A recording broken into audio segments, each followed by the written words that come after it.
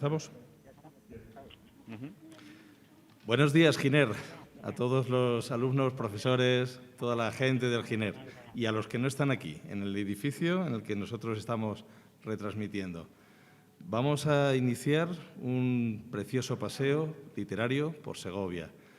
La idea vino en el seno de las reuniones del plan de lectura, pero es algo más viejo. Ya hay profesores ya incluso jubilados, como Jesús Pastor, que estuvieron dedicando tiempo a este tipo de recorridos por Segovia, recordando a los muchos autores que nos han acompañado, que han estado desde muy antiguo, ahora lo veréis, pisando por estas tierras de Segovia, dejando sus impresiones de la belleza de este lugar.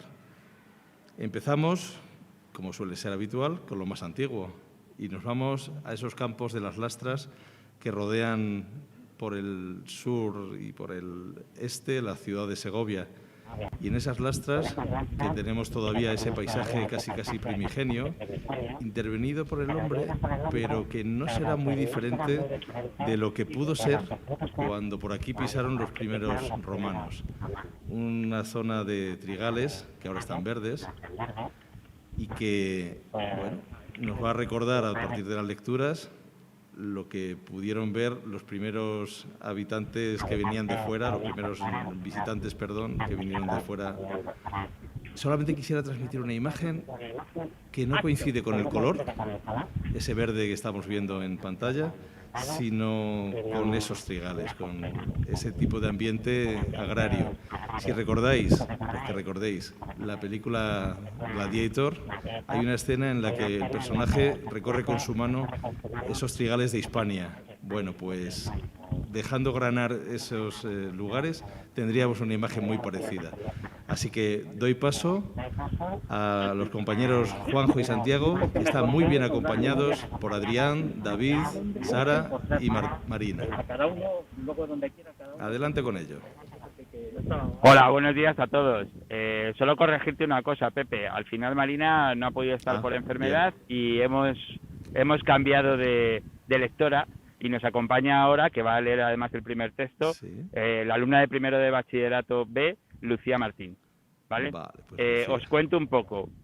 El texto que vamos a leer es la primera mención de Segovia en un texto literario y por lo tanto es el primer momento en el que en la literatura universal entra a nuestra ciudad. Es un texto del autor romano Tito Livio. Es un historiador que escribe en la historia de Roma desde el momento de su fundación. En un pasaje del libro 91, dedicado a las guerras sertorianas, es una guerra civil que tuvo lugar en el siglo I a.C., pues un general, el general Sertorio, que era además el gobernador de una zona de Hispania, de la Hispania Citerior, pues recoge tropas para levantarse contra la dictadura de Sila. Es el momento que nos va a leer Lucía. Contaros nada más que a Sertorio le cabe también el honor de ser el primer gobernador que hizo una escuela pública en Hispania, en toda España. Antes no había habido ninguna escuela pública, las inventó él, por así decir, ¿vale? Pues ya le dejo el paso a que os hable Lucía. En estas consideraciones, Sertorio guía a su ejército pacíficamente sin ningún daño por territorios tranquilos, más allá del Ebro, marchando seguidamente contra las tierras de los bursaones, de los cascantinos y de los gracuritanos. Las devastó todas y, asoladas, cosecha se dirigió a Calaguris Nasica, ciudad aliada. Pasó un río cercano a la ciudad y, después de construir un puente, instaló allí un campamento. Al día siguiente mandó al cuestor Marco Mario a los pueblos de los arebacos y cerindones para reclutar tropas, y de allí a Contrevia Leucada, para reunir provisión de trigo. Desde esta ciudad la salida al territorio de los verones era facilísima, donde quiera pensase llevar al ejército. Asimismo, envió al prefecto de la caballería Cayo Instello a Segovia y al país de los Baceos para reclutar fuerzas de caballería, ordenándole que le esperase en Contrevia. Enviados estos, salió él mismo con su ejército a través del territorio de los vascones y acampó en los confines de los verones. Al día siguiente, adelantándose con la caballería a explotar el camino y ordenado a la infantería que lo siguiese en formación de cuadro, llegó a la ciudad de Bereia, la más fuerte de la región. Bueno, pues este es el texto que nos ha leído Lucía y simplemente decir que en ese siglo I todavía no estaba construido el acueducto, por eso lo único que se ven son los campos de trigales de los barceos, que era justamente el interés que tenían los romanos en esta región. También estaban los carpetanos en la zona de la sierra y al norte los arebacos en la zona de Soria, todas ellas tribus celtíberas. Venga, despido, Pepe. Hasta ahora. Pasamos al siguiente punto de nuestra ruta literaria. Damos un salto, de alguna manera, en el tiempo. No demasiado tiempo. Ahora sí que en las imágenes estaréis viendo que el acueducto está, ya sabíamos que estaba, pero de ese tiempo de Tito Livio en el que aún no se había construido, ahora ya podemos recordar esa Segovia romana que poco a poco va surgiendo de las tripas de la ciudad, a poco que se excava en serio. Y aunque en ese lugar no vamos a recordar el pasado romano, lo estamos viendo, ese magnífico acueducto, sino que vamos a pasar a una etapa medieval. Vamos a recordar lo que de estas tierras, y sobre todo sierras, nos decía el arcipreste de Hita.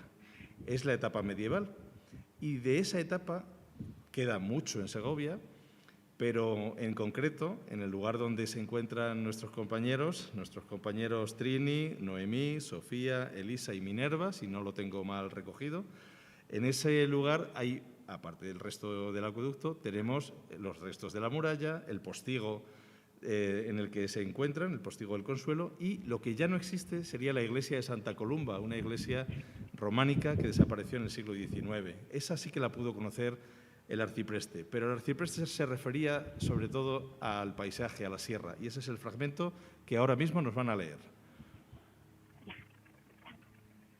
Hola, buenos días. Estamos aquí en el Postigo. Soy Elisa, de cuarto, Noemí, de primer bachillerato, y Minerva, de cuarto también. Vamos a leer unos versos del libro de Buen Amor de la arcipreste de Hita y Minerva va a hacer una breve presentación.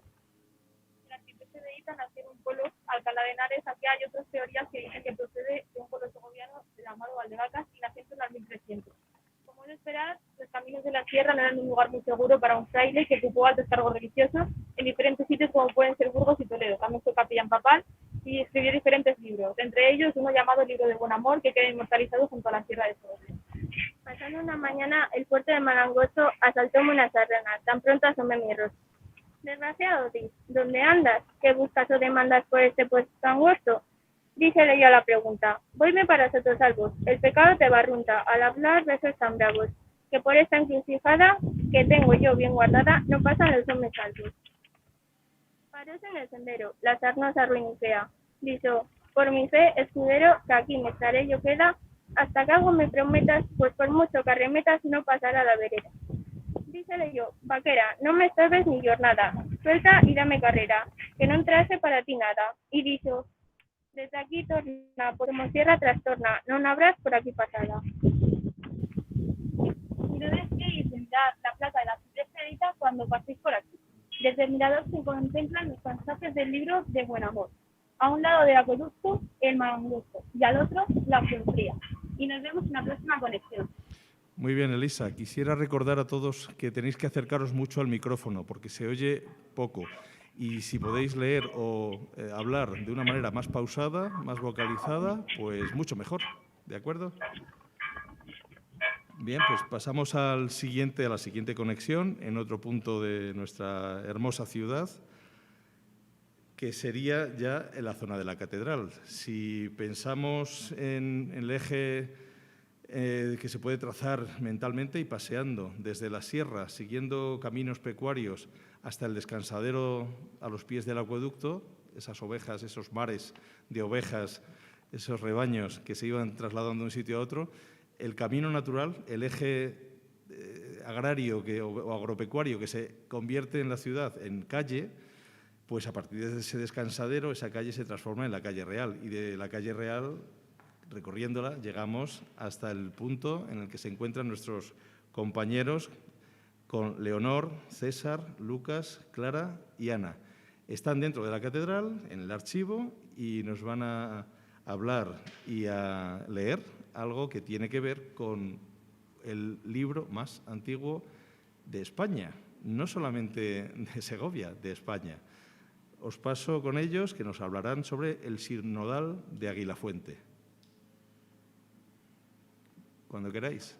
Nos hemos acercado a la catedral porque en el Día del Libro nos parecía muy conveniente mostraros el primer libro impreso en España.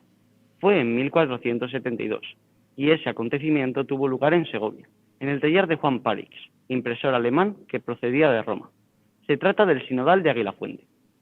Segovia, por aquel entonces, era un importante centro político y económico, corte castellana y lugar donde se proclamó reina Isabel de Castilla.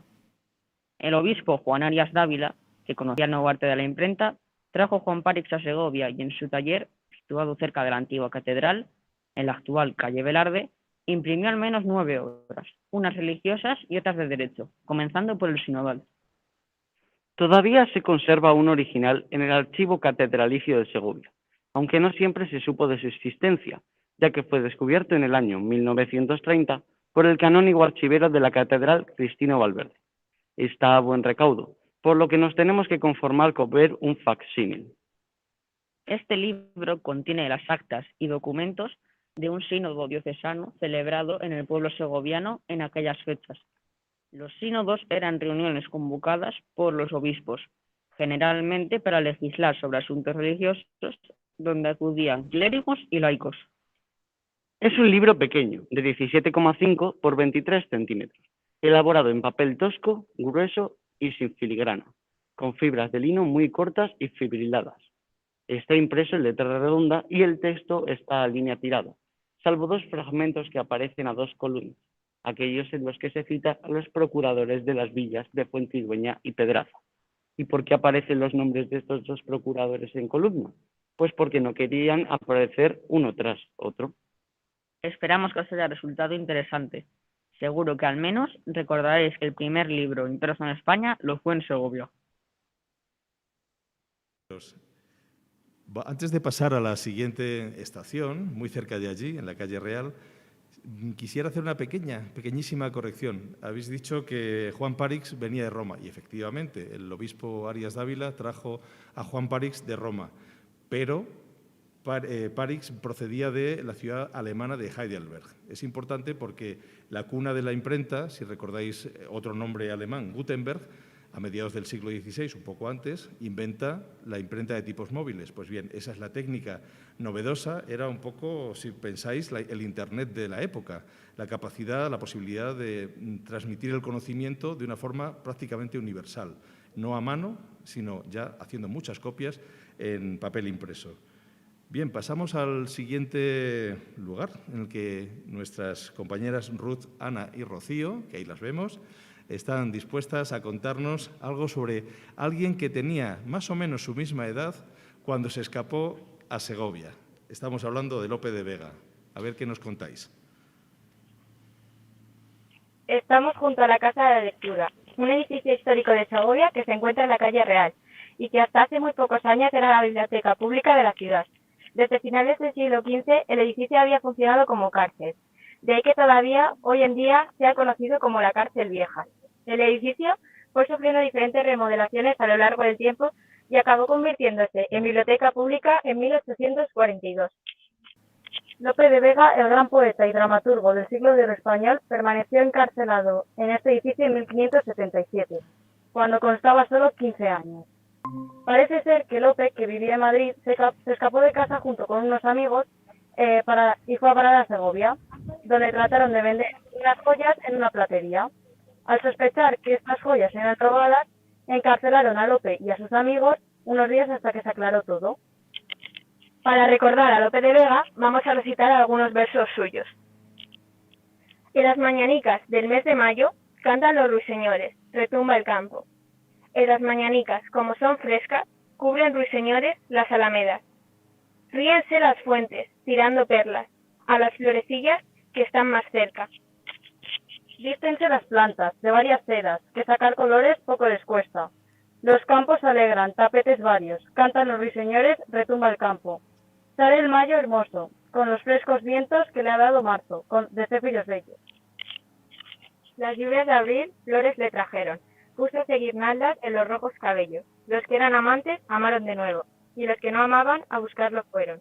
Y luego que vieron, mañanas de mayo, Cantan los ruiseñores, retumba el campo.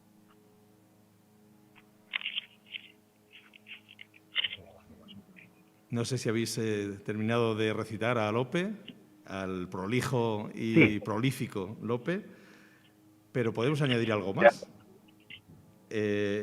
Quisiera recordar que en este instituto, hace unos años, nos dedicamos a hacer trabajos de investigación con los alumnos, los hacían los alumnos, y uno de ellos precisamente fue un estudio que os recomiendo leer, en la biblioteca del Giner lo tenéis, un estudio sobre precisamente la historia de ese edificio de la cárcel real, de la cárcel vieja, en todas sus etapas.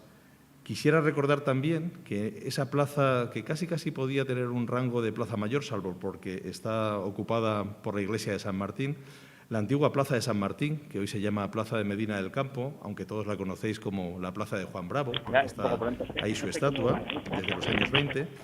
Pues bien, en ese lugar se conoce en el subsuelo restos romanos de una casa de un patricio importante, de unas termas justo por donde estamos ahora mismo pasando, en esa zona de la iglesia de San Martín, justo lo que estamos viendo ahora, por ahí aparecieron restos de unas termas. No sé si eran públicas, eso no lo recuerdo, quizá eran privadas. Y había ahí también una escultura de un berraco de época más antigua, de betón. En fin, que es un lugar muy cargado de historia, donde ahora nuestros compañeros David, Claudia y Daniel están dispuestos a leernos algo sobre quién vivió justamente en la esquina que vemos a la derecha. En esa esquina, entre la calle Real y la plaza de San Martín, vivió un señor poco conocido, quizá desde el punto de vista literario para los niveles que se estudian en el instituto, que era Jerónimo de Alcalá Yáñez. Adelante, compañeros. Jerónimo de Alcalá Yáñez nació en Murcia en 1571 y murió en Segovia en 1632, donde vivió la mayor parte de su vida. Fue un médico y cirujano que también destacó como escritor de novela picaresca y obras de temática religiosa. Su madre, Petronila de Rivera, era segoviana y falleció cuando Jerónimo era niño. Desde entonces fue acogido por sus tíos maternos de Segovia, donde se educó en ambientes religiosos, como la cátedra al aire libre que impartía Fray Juan de Yepes, más conocido como San Juan de la Cruz, en el huerto del convento carmelita de Segovia. Aunque es conocido como escritor, en su época era valorado como un buen médico con gran formación universitaria y dedicado también a la atención sanitaria de las personas más humildes. Su casa en Segovia se encontraba en la plaza de San Martín, hoy de Medina del Campo o de Juan Bravo, con esquina a la calle Real. De su producción picaresca destaca la novela Alonso, mozo de muchos amos, publicada en Madrid en 1624. Pero proponemos ahora la lectura de un fragmento de su producción religiosa, Milagros de Nuestra Señora de la Fuencisla, grandezas de su nuevo templo y fiestas que en su traslación se hicieron por la ciudad de Segovia, de quien es patrona, año de 1603. Cosa facilísima me fuera hacer el volumen de este libro mayor, y más copioso. Solo componer en él las muchas grandezas de esta ciudad de Segovia, la forma de su sitio, la fortaleza de sus muros, la antigüedad de su puente, la hermosura de su alcázar, la maravilla de su ingeniosa casa de moneda, la frescura de su alameda, la suntuosidad de sus templos, la nobleza de sus caballeros y el rico trato de sus mercaderes. Pero por supuesto que de algunas de ellas hizo ya mención el padre el que hizo de la vida y milagros de su enamorado patrón de esta ciudad de Segovia. Para dejarlas como cosas ya sabidas y no muy importantes a mi intento, el cual solo es hacer una breve relación de las fiestas que esta ciudad hizo a la translación de la devotísima de Nuestra Señora de la Justicia a su nuevo templo, pasado de 1615, donde juntamente será fuerza tratar de la antigüedad de esta imagen, de algunos de sus milagros y de la devoción continuada que siempre ha habido con ella, hasta nuestros tiempos. Bien, compañeros, estupendo recuerdo para el médico y escritor picaresco, si es que se puede decir así, Jerónimo de Alcalá Yáñez. Quisiera hacer una preguntita para los que se animen a dar respuesta en el chat. Ha hablado la compañera de Claudia, ¿no? Creo que es Claudia, no, es, bueno, no me acuerdo el nombre de esta chica. Ha mencionado la grandeza de su puente. la grandeza del puente de Segovia. A ver si alguien sabe responder cuál es el puente de Segovia al que se ha referido Alcalá Yáñez en ese texto. Queda uno y luego nosotros. Queda en el aire esa pregunta, si alguien se anima a responderla, y vamos con la siguiente estación, que ya nos trasladaríamos a ver, vamos con otro médico algo más antiguo que Alcalá Yáñez, del siglo anterior, que fue de una familia de judíos conversos y que su casa original se encuentra precisamente en la antigua judería, barrio judío de Segovia. Nos referimos a Andrés Laguna y ahí tenemos ya a Clara, que está deseosa de contarnos algo sobre Andrés Laguna y su producción escrita. Adelante, Clara. Nos encontramos en la judería de Segovia, concretamente a las puertas del actual centro didáctico, donde os invitamos a acercaros para conocer la historia de los antiguos sefardíes de Segovia. Pues esta fue también la casa de Andrés Laguna. ¿Y quién fue ese señor? Os preguntaréis. Nos cambiamos de escenario y os lo contamos. Ah, muy bien. ¿Y dónde vais? Nos hemos trasladado a su tumba. Aquí, Andrés Laguna, en una sepultura que hereda de su madre y donde está enterrada junto a su padre. La sepultura, como veis, está cobijada en un arcosolio que emana la pintura realizada en crisalla de llantas de Cristo muerto, que se inspira en una composición de Rafael. Andrés Laguna fue un importante médico y humanista segoviano que vivió en el siglo XVI. Estudió en Salamanca y en París y visitó muchos países.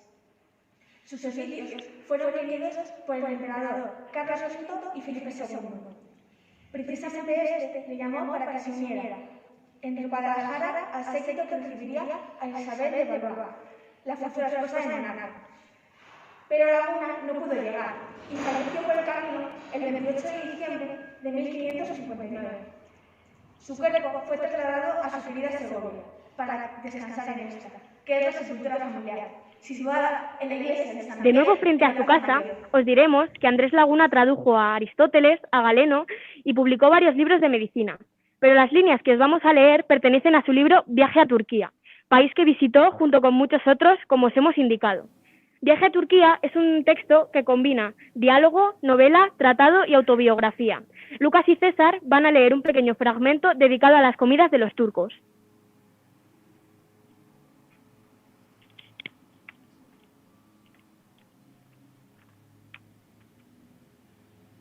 Cuán poco nos hemos acordado del comer de los turcos, habiendo pasado por tantas cosas que acostumbran. Así como es su usanza sentarse en bajo, acostumbran también comer en suelo, y ponen por manteles, para que las alfombras no se ensucien, un cuero colorado y grueso, como de guadamecí de caballo, y por pañizuelos de mesa, una toalla larga alrededor de todos, como hacen en nuestras iglesias cuando comulgan. El cuero del caballo se llama zofra. Fruta, ni cuchillo, ni sal, ni plato pequeño no se pone en la mesa de ningún señor de aquella tierra. ¿No comen fruta? Sí comen, harta, pero no las comidas, ni de principio ni postres. ¿Con qué cortan? El pan son unas tortas que llaman pitas. A cada una dan 3 cuchilladas en la botillería antes que la lleven a la mesa. Y estas sirven de platos pequeños, porque cada uno toma su pedazo de carne y le pone encima. Les sale impertinente, porque tienen tan buenos cocineros que a todo lo que guisan dan tan buen temple que ni tiene más ni menos sal de la que tiene menester.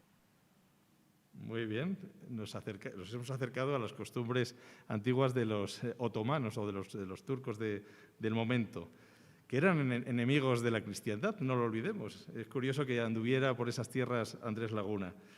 Bien, quisiera recordar que el barrio judío cuenta con estudios muy buenos en Segovia y os recomiendo, si a alguien le apetece profundizar, el estudio muy completo de Antonio Ruiz Hernando. Damos otro salto en el tiempo y en el espacio para trasladarnos con Juanjo, Santiago, David, Sara y Lucía a la calle José Zorrilla. Y además tenemos ahí al propio José Zorrilla. Le veo un poco desmejorado, le veo que como que ha pasado mal la noche, si es que se ha quedado ahí al relente. ¿Qué va? Le estamos acompañando desde aquí a José Zorrilla. Os contamos que José Zorrilla es, aparte de un dramaturgo al que todos conoceréis por don Juan Tenorio, es un amigo de Segovia. Él en realidad era vallisoletano y viajó en realidad discutió con su padre y eso le llevó a viajar por todo el mundo. Estuvo en Cuba, estuvo en México, estuvo en París, estuvo exiliado. En realidad era un gran vividor.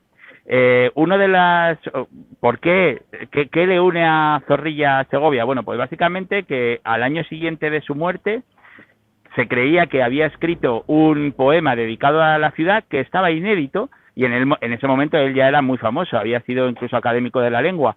Y entonces el Ayuntamiento de Segovia en 1894 decidió poner el nombre de José Zorrilla a la más importante calle de la ciudad, que era la calle más comercial, que es esta que vosotros conocéis como José Zorrilla. Anteriormente esta calle se llamaba Calle del Mercado, porque unía el centro de Segovia, el acueducto, ¿sí?, a mi derecha, con la estación de tren, que estaba recién fundada, por así decir, y sobre todo con el Cristo del Mercado, porque ahí se hacía el mercado de frutas y verduras de la gente que venía a Segovia a vender y de ganadería, ¿no? Entonces, nos va a leer Adrián González, vuestro compañero de primero de la ESO, un texto que es un poema, unas décimas, dedicadas a NPD. ¿Quién es NPD? Bueno, pues NPD era Nicomedes Pastor Díaz, que era el gobernador de la provincia de Segovia en esa época, ¿vale? Entonces, os dejo con Adrián. Cual solitaria y lánguida palmera, que el sol marchita y aquilón azota, veréis allí a Segovia la altanera, ya por el tiempo consumida y rota, tal vez caduca, pero hidalga y fiera, con su pujante antigüedad remota que aún le ofrecen los claros manantiales, sobre torres sin tiempo, arcos triunfales. Dejad arroyos la empinada cumbre, el verde soto y soledad amena, y cruzaréis la inmensa pesadumbre de la alta puente de hendeduras llena. De 20 siglos la continua lumbre, su tez ha puesto pálida y morena, pero aún se tiene colosal y erguida, vertiendo fuerza y ostentando vida.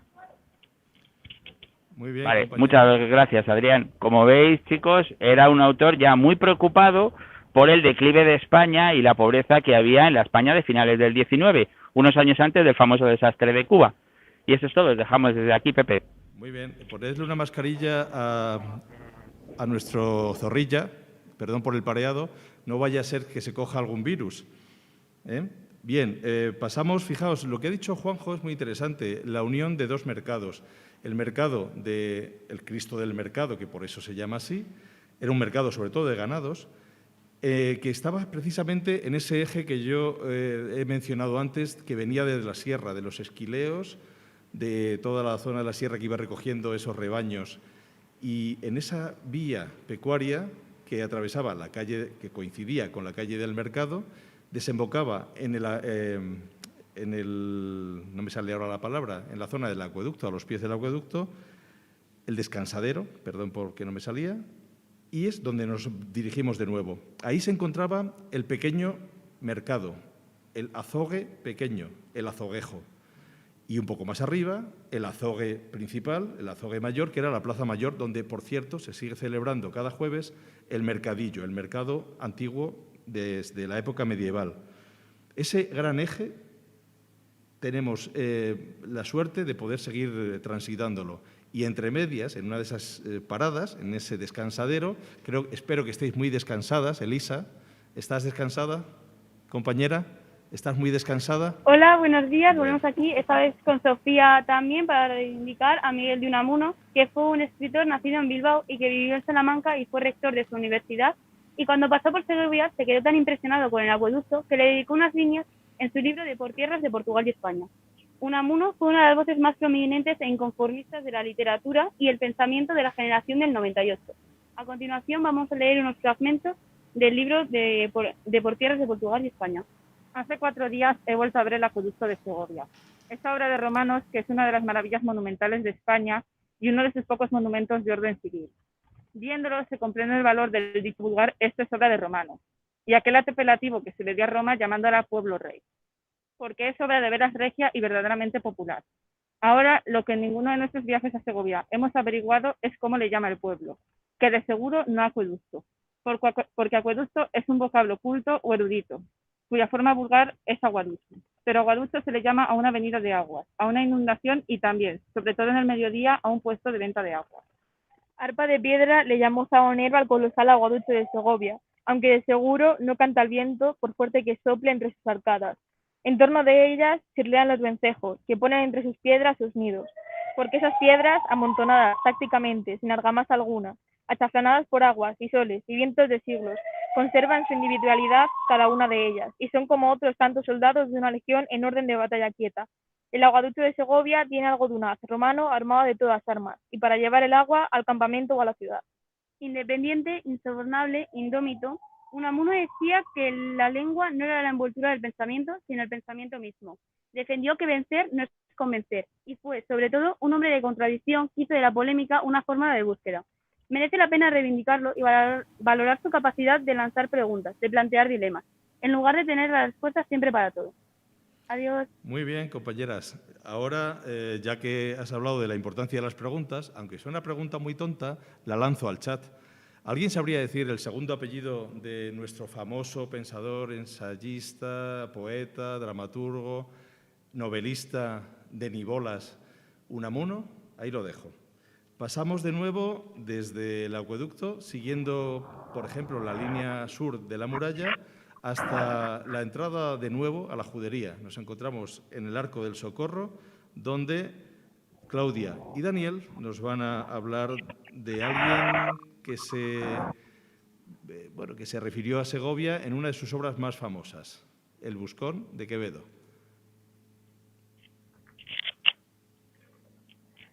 Yo, señora, soy de Segovia. Mi padre se llamó Clemente Pablo, natural del mismo pueblo. Dios le tenga en el cielo. Así comienza la vida del Buscón, o historia de la vida del Buscón, llamado Don Pablos. Una novela picaresca escrita por Francisco de Quevedo y publicada en 1626, que narra las andanzas de este personaje, un pícaro que quiere sobrevivir y prosperar en una sociedad difícil. Pablos entrará como criado al servicio de don Diego Coronel. El padre de don Diego los enviará a estudiar al colegio del Domine Cabra, un maestro de latín que apenas les da de comer y casi les mata de hambre. Supuestamente, la casa del Domine Cabra puede estar aquí situada en los alrededores, conocido como el Arco del Socorro, y por eso hay en él una placa que lo conmemora. Vamos a leer un fragmento del Buscón que habla sobre el Domine Cabra para recordar a este personaje. Determinó, pues, don Alonso de poner a su hijo en pupilaje. Supo que había en Segovia un licenciado Cabra, que tenía por oficio criar hijos de caballeros, y envió allá el suyo, y a mí para que le acompañase y sirviese. Él era un clérigo cerbatana, largo solo en el talle, una cabeza pequeña, pelo bermejo, los ojos avecindados en el cogote, que parecía que miraba por cuévanos, tan hundidos y oscuros, que era buen sitio el suyo para tiendas de mercaderes. La nariz entre Roma y Francia, las barbas descoloridas del miedo de la boca vecina, que de pura hambre parecía que amenazaba comérselas. Los dientes le faltaban no sé cuántos, y pienso que por holgazanes o vagabundos se los habían desterrado. El gaznate largo como de avestruz, con una nuez tan salida que parecía se iba a buscar de comer forzada de la necesidad. Los brazos secos, las manos como un manojo de sarmientos cada una. Mirado de medio abajo, parecía tenedor o compás, con dos piernas largas y flacas. La barba grande, que nunca se la cortaba por no gastar, y decía que era tanto el asco que le daba ver las manos del barbero por su cara, que antes se dejaría matar que tal permitiese. Pues si en su aposento, aun arañas no había en él, conjuraba a los ratones de miedo que no le royesen algunos mendrugos que guardaba. La cama tenía en el suelo, y dormía siempre de un lado, por no gastar las sábanas. Al fin, era archipobre y protomiseria. Muchas gracias, compañeros, por ese espléndido retrato que nos dejó Quevedo de ese clérigo segoviano, Domine Cabra. Desde la judería, de nuevo, nos vamos a mover, no muy lejos, al otro lado del casco urbano, en el que ya se encuentran nuestros compañeros Leonor, César, Lucas, Clara y Ana, junto a la estatua de San Juan de la Cruz, porque nos van a recordar a este gran místico que pasó mucho tiempo en Segovia y que, por cierto, está aquí enterrado. Adelante, compañeros. Hace muchos años, por los alrededores de la ciudad de Segovia, se veía con frecuencia a un fraile con capa blanca, tez oscura, avanzada calvicie y paso rápido. Se trataba del prior de los carmelitas descalzos. Ascendía a la ciudad por el Arco del Refugio, donde descansaba unos minutos. Una cruz de hierro recuerda su paso. y reemprendía el empinado camino hacia el convento de las monjas de San José, en la Plaza de la Merced, fundado por Santa Teresa en 1573 con la ayuda de este fraile, por nombre Juan de la Cruz, con fama de santo y considerado el poeta místico más puro. Aquel camino que reemprendía al diario ha quedado bautizado como Paseo de San Juan de la Cruz, el cual, además, está presidido por la estatua que de él realizó José María García Moro, ante la cual nos encontramos ahora. A continuación, Claudia va a leer un poema titulado Llama de amor viva, que ya está grabado, que escribió durante su estancia en Segovia. Oh llama de amor viva, que tiernamente hieres de mi alma en el más profundo centro, pues ya no eres esquiva, acaba ya si quieres, rompe la tela de este dulce encuentro. Oh cautiverio suave, oh regalada llaga, oh mano blanda, oh toque delicado que a vida eterna sabe y toda deuda paga, matando muerte en vida, la has trocado. Oh lámparas de fuego en cuyos resplandores las profundas cavernas del sentido, que estaba oscuro y ciego, con extraños primores calor y luz dan junto a su querido. Cuán manso y amoroso recuerdas en mi seno, donde secretamente solo moras, y en tu aspirar sabroso de bien y gloria lleno, cuán delicadamente me enamoras.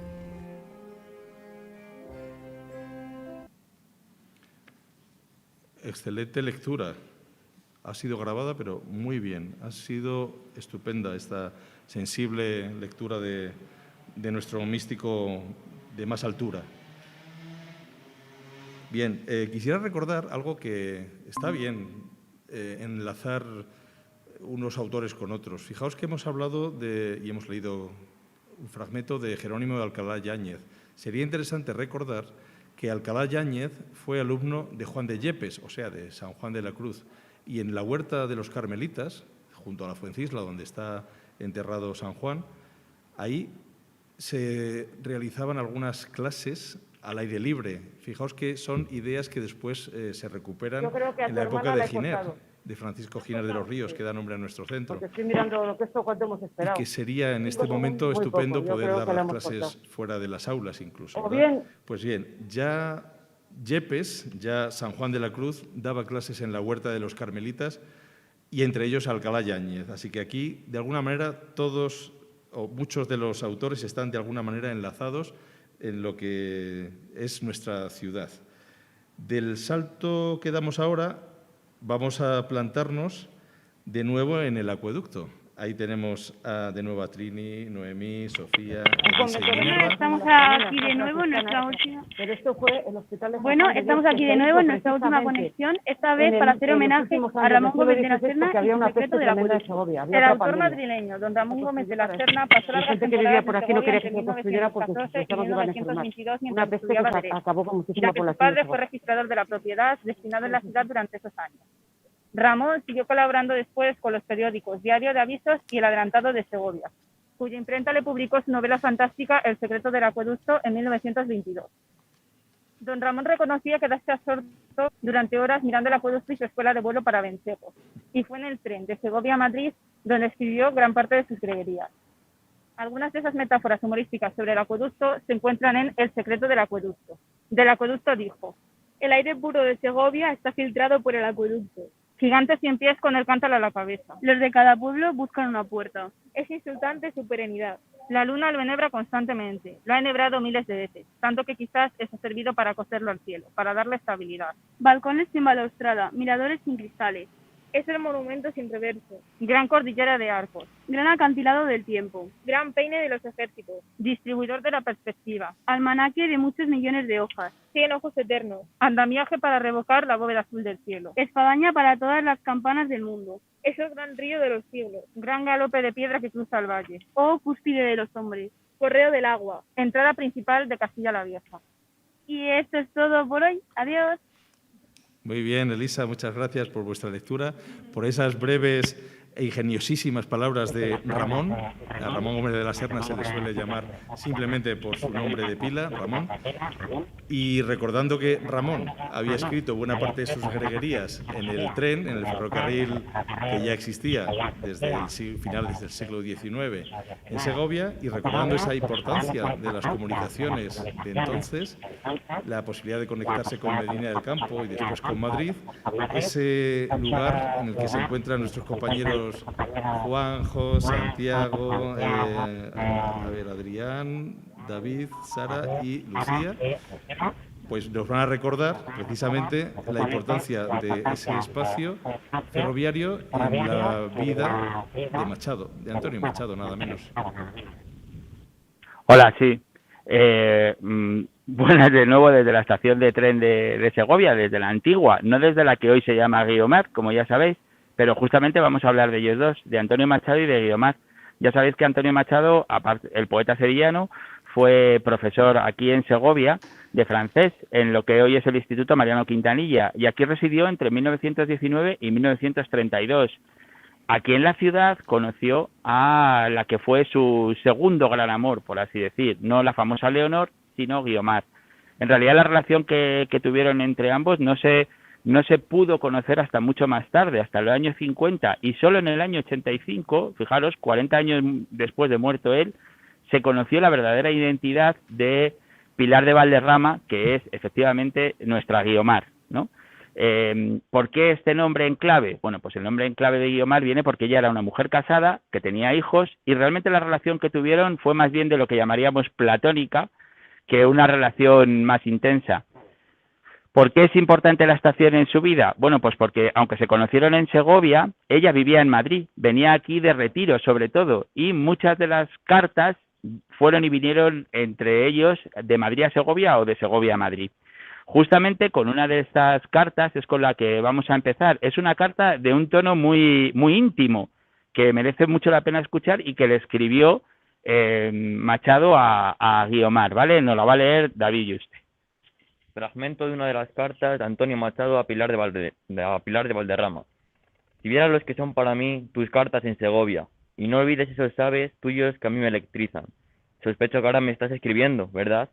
Que si recuerdo lo que me dijiste de mi cara cuando te veo, gracias, amor mío, gracias.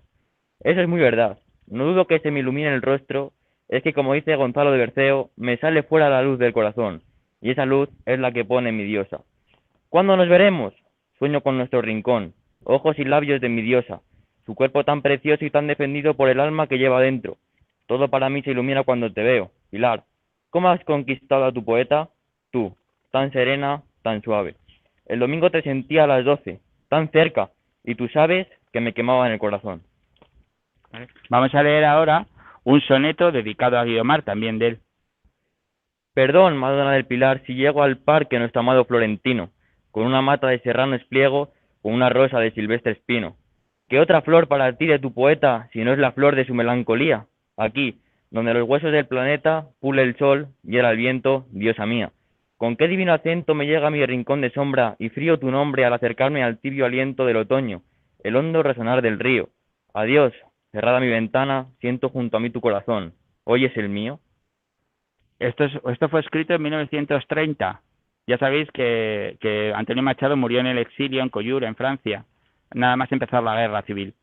Ella todavía vivió en España durante 50 años más, ¿vale? Y solo, como os digo, en el año 85 reconoció ser ella Guiomar. Guiomar, que se llamó así por la mujer de Jorge Manrique, poeta al que ambos admiraban. Ella, Pilar de Valderrama, es además una insigne dramaturga española, ¿vale? Una de las mejores literatas españolas. Vamos con ella. Nos va a leer Sara Serrano, Tengo una mata de romero, que es un poema de ella. Con cuánto amor, con qué sin par ternura, perfumabas tu estancia de romero, avivabas las ascuas del brasero, soñando en un momento de ventura. Tu pecho, rebosante de amargura, Segovia, fría, soledad, enero. En lo alto, brillando algún lucero, y tú, esperándome en la noche oscura. Me sentías muy cerca, sin estarlo, por obra y gracia de los corazones, por obra y gracia de la poesía. A fuerza de querer imaginarlo, convirtiendo en verdad las ilusiones, transformando la ausencia en compañía. Vale, pues esto ha sido todo desde Desconectamos con Antonio Machado y Guiomar. Muy bien, compañeros. Espero que no perdáis el tren desde donde estáis y lleguéis pronto al Giner, porque pronto será el recreo. Pero quiero recordar que, como siempre ocurre en los directos, esas son las obligaciones del directo, ocurre que se encabalgan unos tiempos con otros. Es posible que nos metamos algo en el tiempo del recreo. No pasa nada, tranquilos. Seguimos en todas las aulas con esta actividad y después el tiempo que perdamos del recreo se recupera en la siguiente hora. Así que tranquilos todos hasta que rematemos la actividad. Bien, pues de la estación del ferrocarril nos volvemos a dirigir a un lugar del casco antiguo, pero que vuelve a tener relación con Antonio Machado, donde nos esperan nuestros compañeros Leonor, César, Lucas, Clara y Ana. Adelante. Corría el año 1919, cuando el poeta Antonio Machado llegó a Segovia para ocupar una cátedra de francés en el Instituto de Bachillerato de la ciudad. Desde entonces y hasta ahora, y hasta que la abandonó en el año 1932, tuvo habitación en esta casa de la calle Los Desamparados. Pasado el tiempo, fue adquirida por la Academia de Historia y Arte de San Quirce, que la convirtió en un museo, recuerdo permanente de su estancia. La casa, modesta, se mantiene muy semejante a como estaba cuando la habitó Machado y la que fue su habitación está intacta. Os invitamos a visitarla. La abren todos los fines de semana. La visita guiada merece la pena. No sé si vais a leer algún fragmento. Vale, pues si no hay fragmento, yo sí que quiero recordar algo sobre Machado. Fijaos, es la calle de los Desamparados. ¿Quién le iba a decir a Machado que poco tiempo después, al comienzo de la Guerra Civil, como ha dicho nuestro compañero Juanjo, iba a ser él y su madre, junto con otros muchos españoles, los desamparados que se dirigían al exilio por la frontera francesa en Collioure? Y allí dejó sus huesos, tanto su madre como él y tantos españoles. Allí se les rinde homenaje en Francia. En España creo que nos hemos olvidado de ellos y de muchos más. Y solamente quisiera recordar las últimas, no palabras, sino los últimos versos que su hermano encontró en la ropa que tenía Antonio Machado poco tiempo después de morir. Sus últimos versos, por tanto, decía: estos días azules y este sol de la infancia. Un recuerdo de Machado. Y de aquí nos volvemos a desplazar hasta la calle Grabador Espinosa, o más conocida en Segovia como La Potenda, porque muy cerca había un pequeño postigo, una puerta secundaria de la muralla, donde se encuentran los compañeros David, Ruth, Ana y Rocío. Y van a hablarnos de María Zambrano, que vivió por allí. María Zambrano es una de las figuras más relevantes del pensamiento y la filosofía española en el siglo XX. Destaca la originalidad de su visión filosófica, la razón poética y su inimitable estilo literario, cercano a la prosa poética. Esta ilustre pensadora vivió en Segovia años decisivos de su infancia y adolescencia, y su ensayo, Un lugar de la palabra, Segovia, del que vamos a leer un pequeño fragmento, contiene las páginas más hermosas que se han escrito sobre esta ciudad. La altura del cielo en Segovia se alza a nivel justo, y lo justo del cielo es alzarse más y más, conservándose siempre a igual distancia. Cielo que no huye ni pesa, puesto que si la luz pesa, lo que se descubre en ciertos lugares, el cielo no ha de pesar, que si pesa hace sentir el estar sobre la tierra como una condena, y al modo del cielo, todo aquello que se erige como una instancia suprema, todo lo que mira o pretende mirar desde arriba las cabezas de los hombres. Nunca en Segovia se siente el foso, la hondonada, ninguna calle va encostado hacia abajo, y el hondón por donde corre el Clamores se siente y oye según sube hacia arriba. No existe el vértigo, ese vértigo que, por un desnivel que pudiera llenarse con 3 escalones, acomete en otros lugares, porque todo ha logrado estar al nivel y esa última manifestación de la luz que es la claridad. Una esfera cristalina contiene la ciudad sin aprisionarla, ni sustraerla a su destino humano. Un cristal que se siente formarse por la luz y por la pureza del aire, y cuando es de noche, aún oscura se siente el cristal, como si a esa altura comenzara la región del universo en que la Tierra termina y el cristal comienza, frontera entre dos materias, y así, por la ligereza del aire y por la impalpabilidad de la luz, Por la justa distancia del cielo, se crea esta cristalina atmósfera. Se crea, lo crea, naturalmente, el habitante de la ciudad y aún el pasajero que entra en comunicación con ella, que a ella se da. Tras el regreso del exilio al que parte tras finalizar la guerra, fue galardonada con el Premio Cervantes y el Príncipe de Asturias. Fue nombrada académica de mérito por la Academia de San Quirce, y muy cerca de allí tiene su nombre una calle segoviana, además del campus universitario, inaugurado en 2012. Que os encontráis en la calle más tranquila de Segovia, y lo digo, perdonad el apunte personal, porque he vivido ahí 3 años, y claro, es una calle sin coches. Os recomiendo vivir en la estrechísima calle de la Potenda, porque podéis vivir como un místico.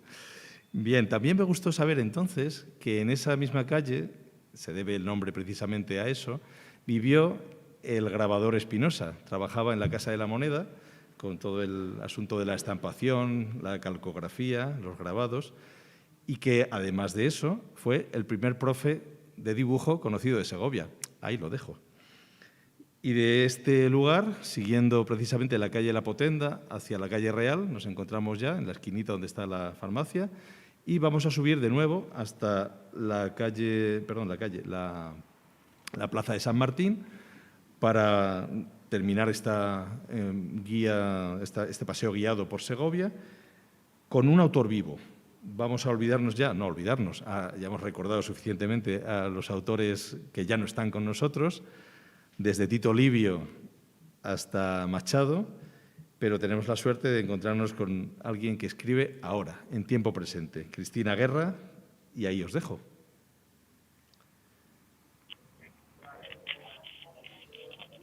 Estamos con Cristina Guerra. Cristina ha dedicado su vida a la enseñanza de la lengua y la literatura en diferentes colegios de Segovia y que desde hace algún tiempo se dedica a la escritura. Recientemente ha publicado 2 novelas, El acatamiento tuyo y La luz solitaria de las estrellas. Cristina, nos gustaría saber dónde encuentras la inspiración para imaginar las historias que escribes. Bien, vamos a ver, yo soy muy vieja, he vivido mucho, he conocido a muchísima gente, he viajado mucho, he visto mucho cine, entonces de ahí sale la inspiración de la vida. También nos gustaría saber qué te hizo o qué te motivó para empezar a escribir.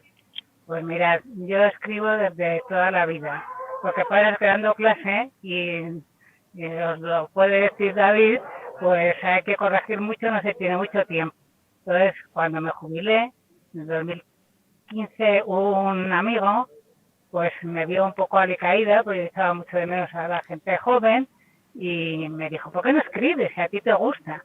Entonces me puse, y hasta una forma de estar, vamos a decir, acompañada, yo vivo sola, y de comunicarme con los demás. Así, por eso, empecé a escribir ya más de 6 años.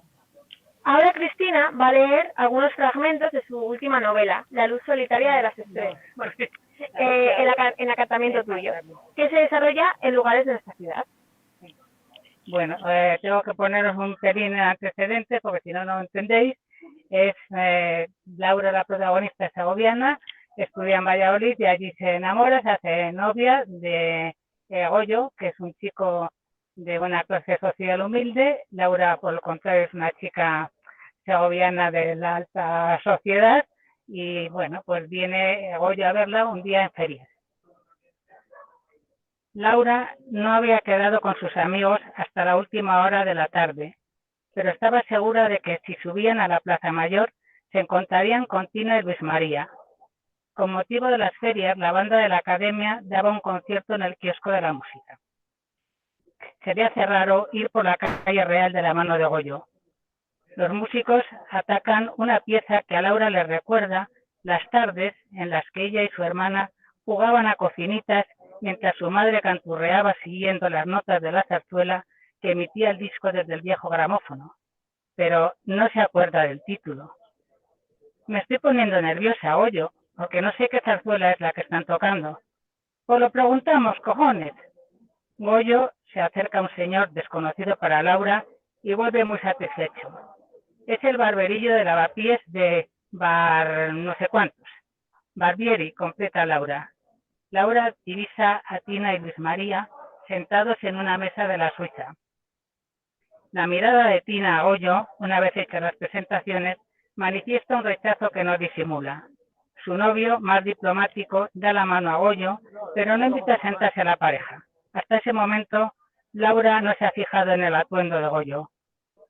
Es su mejor ropa, seguro. Unos pantalones de tergal de 3 temporadas atrás, una camisa de cuadros y unas playeras. Luis María luce su uniforme y Tina su ropa de los domingos. Van de paseo hasta el Alcázar. Comen en el Abuelo. A Laura le enternece lo vieja que está la cartera, de la que Goyo saca orgulloso el billete para pagar, porque no quiere que invite Socorro. Socorro es la madre de Laura. Muchas gracias. Chiquinín, si queréis. Lo que quieras. Bueno, han tenido la fiesta de cumpleaños en el Hotel Las Sirenas, donde está el póster, y salen ya muy tarde. Hacía frío. Laura lamentaba no haber cogido alguna prenda de abrigo. Goyo se quitó la americana y se la echó por los hombros a su novia. La calle real estaba oscura y silenciosa. Solo los tacones de Laura rompían el silencio. Del portalón salió un gato que cruzó la calle de delante de la pareja, sobresaltando a Laura. Casi apuntaba la mañana. A pesar del frío, al llegar a la canaleja, la calle se detuvo. A lo lejos, la mujer muerta era apenas una sombra. Pues ya estaría. Muchas Aquí termina la gracias. entrevista con Cristina Guerra. Espero que os haya gustado y os motive a escribir alguna pequeña novela. Nos ha gustado mucho. Y aquí termina nuestro paseo por Segovia, literario. Lo que quiere decir que, como hay muchísimos más autores, tanto históricos como vivos, esto promete, esto pide un nuevo encuentro, pero yo creo que ya será el año que viene, por no abusar, más que nada. Bien, muchas gracias por atender, muchas gracias a todos los que habéis participado, lo habéis hecho estupendamente, muchas gracias a la gente que ha estado aquí a los mandos, Jesús, y todos los que habéis colaborado. Para la próxima, más autores.